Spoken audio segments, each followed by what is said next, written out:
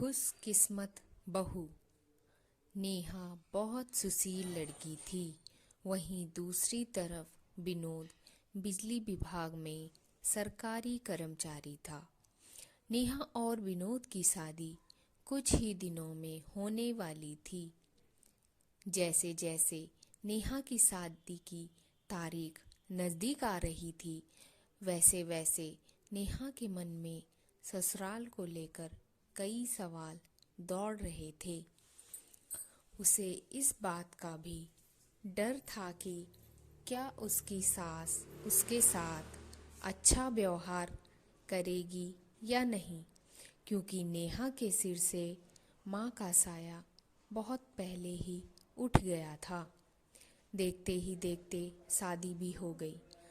ससुराल आकर नेहा को यहाँ सब अजीब अजीब लग रहा था। नेहा यहाँ सहमी सहमी सी रहती थी।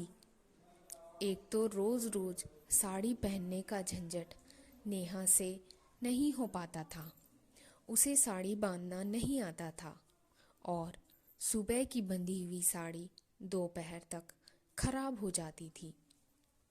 नेहा की सास की आवाज़ भी कड़क थी। एक दिन को तो उसकी सास ने नेहा से कह दिया कि या तो साड़ी बांधना सीखो, नहीं तो जो आता है वो पहनो। ये रोज़ रोज़ कार्टून मत बना करो। फिर नेहा ने धीरे धीरे साड़ी पहनना सीखा। अभी कुछ ही दिन हुए थे नेहा को सबके साथ घुलने मिलने में कि अचानक एक अनहोनी हो गई। विनोद के पिता चल बसे। घर में मातम सा छा गया और घर वाले, रिश्तेदार सब नेहा को ही दोष देने लगे। सब कहने लगे घर में बहू के आते ही ससुर चल बसे, और इसी तरह तरह की बातें लोग नेहा के बारे में कहने लगे। नेहा ने बहुत लोगों के मुंह से यह सब सुना और इसका दोष नेहा ने खुद को ही दिया।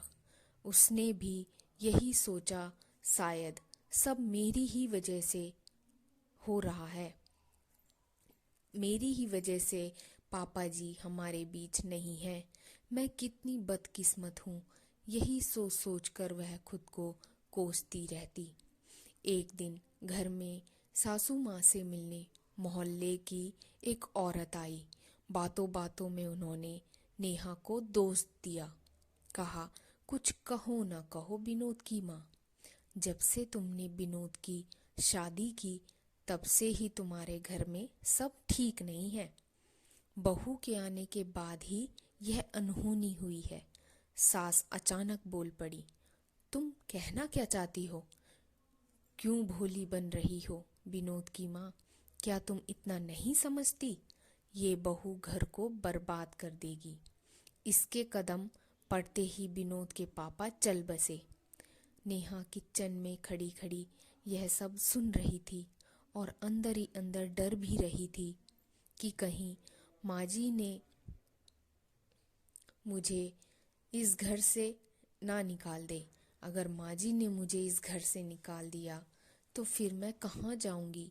यही सोच रही थी कि इतने में माँ जी की जोर से आवाज़ आई, उठ यहाँ से।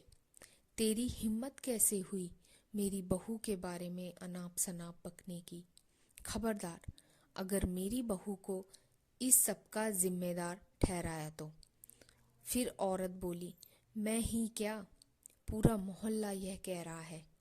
इतना कहकर सास ने उसे घर से बाहर निकाल दिया और अंदर आते आते कहने लगी, पीठ पीछे क्यों कुछ बोलते हो? मेरे सामने क्यों नहीं कुछ कहते? नेहा के पैरों तले जमीन खिसक गई। जैसा उसने अपनी सास के बारे में सोचा था वह उससे बिल्कुल अलग निकली और नेहा रोते रोते किचन से दौड़ कर आई और अपनी सासू माँ से लिपट गई। तो दोस्तों, कैसी लगी आपको ये कहानी? अगर आपको अच्छी लगी तो कमेंट बॉक्स में ज़रूर बताइए और मेरी कहानी को लाइक कीजिए। अगर आप मेरे चैनल पर नए हैं तो मेरे चैनल को सब्सक्राइब ज़रूर कीजिए।